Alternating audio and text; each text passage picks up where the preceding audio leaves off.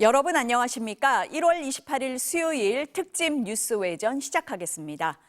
잠시 뒤인 오후 2시 10분부터 주가 조작, 금품 수수 등의 혐의로 기소된 김건희 씨에 대한 1심 선고 공판이 시작됩니다. 재판 과정은 모두 생중계됩니다. 김성훈 변호사, 차현진 기자와 함께하겠습니다. 어서 오세요. 안녕하세요. 안녕하세요.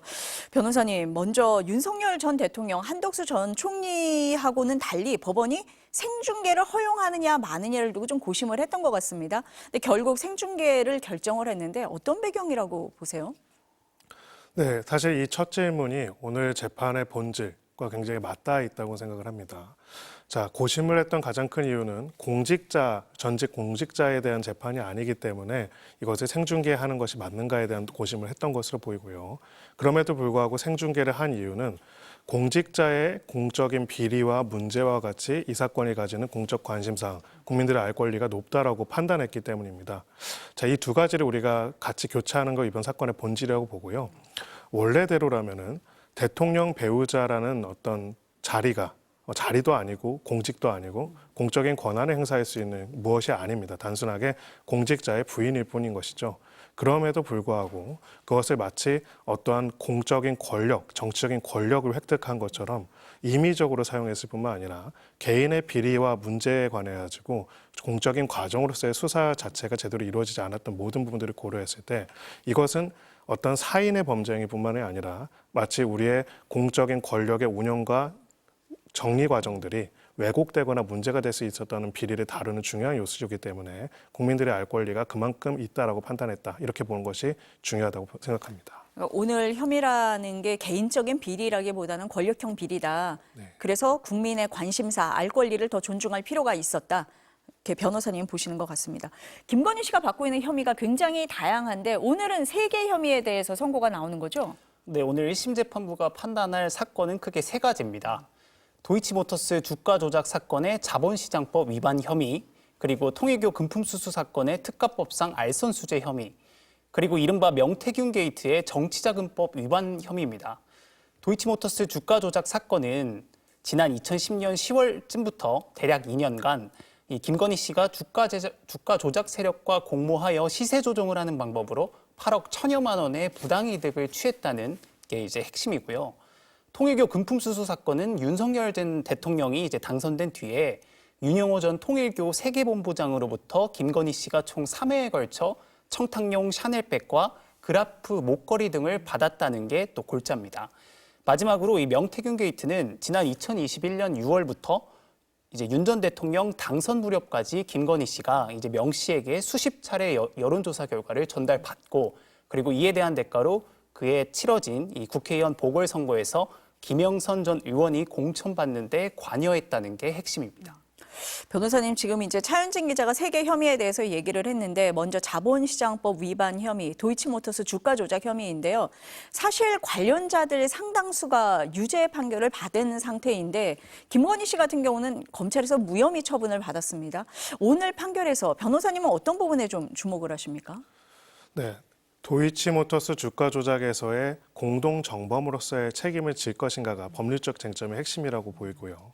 하지만 이것과 관련된 양형에 있어서 가장 핵심은 그걸 넘어서서 오늘 이제 이 사건과 관련돼서 묘사한 기사의 제목이 이렇게 써 있습니다. 13년 이렇게 써 있습니다. 지금 2026년이죠. 처음에 이제 경찰에서 이런 주가 조작의 의혹과 문제가 있다라는 것들에 내사 보고를 한 게 2013년이었습니다. 그리고 지금 2026년입니다. 그러면은 이 문제에 대해서 수사를 하고 제대로 밝히는데 13년이나 되는 시간이 걸린 부분. 그것이 단순하게 수사기관의 무능과 어떤 문제점을 넘어서서 특히나 어떤 검찰 혹은 정치적인 권력으로 인해 가지고 막아지고 비틀어지고 늦어진 부분들이 있다면 그 부분에 대한 것들에 대해서 엄단의 필요성들을 재판부가 밝힐 가능성이 높다고 생각하고요. 말씀하신 그 무혐의 결정조차도 사실은 윤석열 전 정권 초에 빠르게 결정이 났던 것도 아니고 끝까지 이제 결론을 제대로 안 내리다가 소위 황제조사 논란이 있는 후에 내려졌던 것. 그리고 정권이 바뀐 다음에 제대로 특검의 조사가 시작되자 여기저기서 너무나 쉽게 발견됐었던 물증들이 나오기 시작했던 것들을 봤을 때 재판부는 유죄도 중요하지만은 이 과정에서 사법적인 수사 절차들의 작동 과정들이 제대로 이루어지지 못하고 그로부터 비호받은 부분들이 있다면 거기에 대해서 엄단의 필요성이 있다는 점을 밝힐 가능성이 있다. 그 점이 저는 굉장히 중요하다고 생각합니다. 내사 보고가 시작이 됐던 게 13년 전이군요. 맞습니다. 네. 오늘 변호사님 말씀하신 대로 법원이 이 부분에 대해서 어떤 판단을 내릴지도 좀 주목을 해봐야겠습니다. 두 번째로 얘기했던 명태균 씨로부터 무상으로 여론조사를 제공받고 공천에 개입했다라는 혐의인데 이 부분에 대해서는 윤 전 대통령도 추가 기소가 돼 있는 상태입니다. 어제 첫 공판 준비 기일이 열렸는데 그 재판장이 이런 얘기를 했어요. 오늘 선고 내용을 확인을 하겠다. 그럼 아무래도 영향을 줄 수밖에 없다. 이렇게 봐야 되는 겁니까? 네, 그렇습니다. 이제 공판에서 많은 증거들이 현출이 되고 공격 방어, 이제 소위 말해서 논증들이 벌어지고 나서 그걸 바탕으로 해서 충실한 심리 끝에 내려진 판결이라고 한다면 재판부가 다르고 동일 심급이라고 하더라도 그거와 연관된 재판의 재판부로서는 상당히 참조할 수밖에 없고요.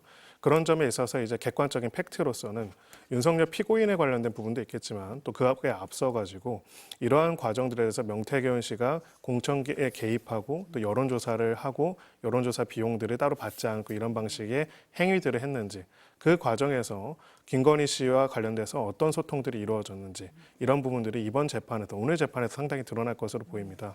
사실 이게 굉장히 이상한 부분들인데요.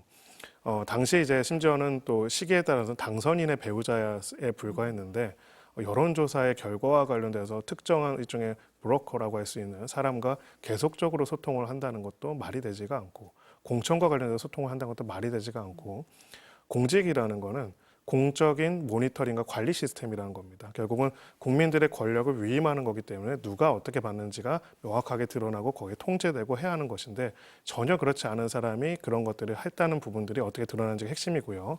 또 전제로서는 이게 인정이 된다면 또 한 가지로 공천과 관련돼서 그냥 당선인 배우자가 임의로 하지 못한다면은 결국 당선인과의 소통과 공무관계가 있다는 것이 중요하기 때문에 이번 재판의 결과가 말씀하신 그 재판에서도 중요하다 이렇게 볼 수가 있습니다. 윤 전 대통령과의 공모 여부 이런 데에 대한 판단도 어느 정도 좀 오늘 나올 수 있다. 그걸 근거로 윤 전 대통령 재판은 어떻게 진행이 될지도 좀 미뤄 짐작할 수 있는 부분이 있다. 이렇게 이해를 하면 되겠습니다.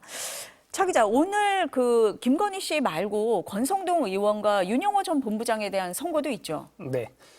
김건희 씨에 대한 재판이 끝난 뒤에 이제 오후 3시엔 윤영호 전 본부장이 있고요.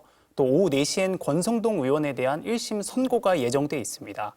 같은 재판부가 이 법정만 옮겨서 재판을 진행할 예정인데요. 다만 김 씨 재판 때처럼 이 선고가 생중계되진 않을 전망입니다. 윤 전 본부장과 권 의원은 이 불법적인 정치자금 1억 원을 주고받은 혐의로 김건희 특검에 의해 기소됐는데요.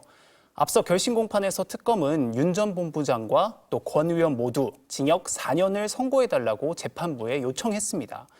통일교 정교 유착 의혹에 대해 이번에 나오는 1심 결과가 사법부가 내놓는 첫 법적 판단이라고 볼 수 있겠습니다. 이번 1심 판결에선 또 윤 전 본부장 측으로부터 확보한 증거나 또 윤 전 본부장의 증언 등에 대해 재판부가 어느 정도의 신빙성을 부여할지 이제 그 결과도 나올 것으로 예상이 되는데요. 향후 합수본 수사나 또는 정치권에서 논의 중인 특검의 수사 그리고 국민의힘 쪼개기 후원 재판 등에도 일정 부분 영향을 미칠 것 같습니다. 네, 지금 차현재 기자가 얘기하는 동안 법정의 모습이 지금 보이고 있습니다. 지금 재판장의 모습이 보이고 있고요. 헌법 제27조 제3항 제4항의 취지, 피고인이 네, 좀 널리 알려져 있는 들어보겠습니다. 공인